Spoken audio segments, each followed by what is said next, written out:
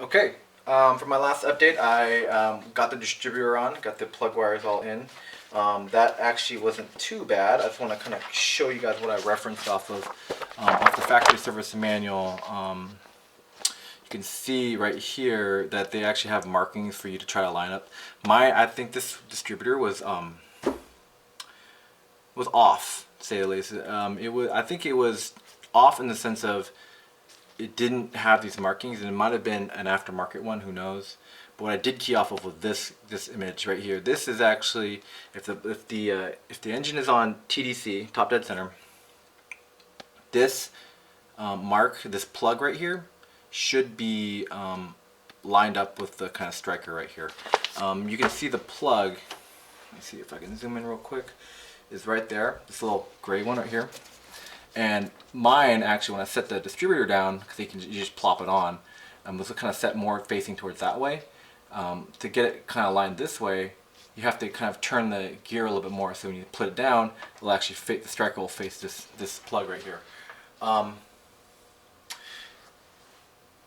Yeah. So you just remember that the gear key in the distributor is kind of curved.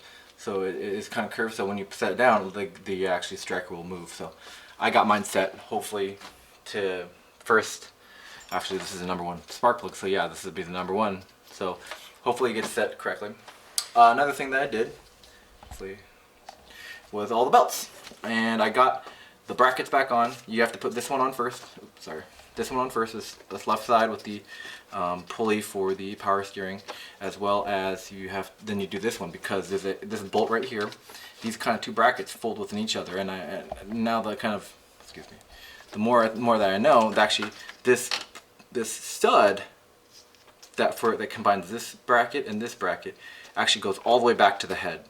I remember that's a big long stud that kind of protruded out when I was working on the vehicle, or the head itself. So just remember that this stud combines both of these brackets.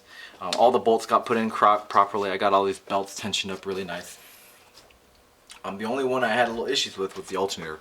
The alternator one, since it's a Quest alternator, it seems a little bit bigger, just a tad bit bigger housing. So I actually had to kind of roll on the belt itself.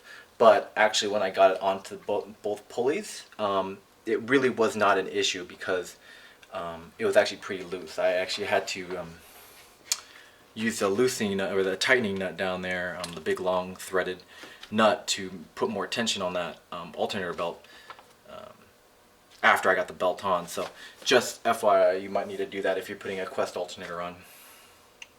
But other than that, I think really my next things, and I can't believe I'm saying this honestly, are the airbox housing for the air filter, as well as the radiator.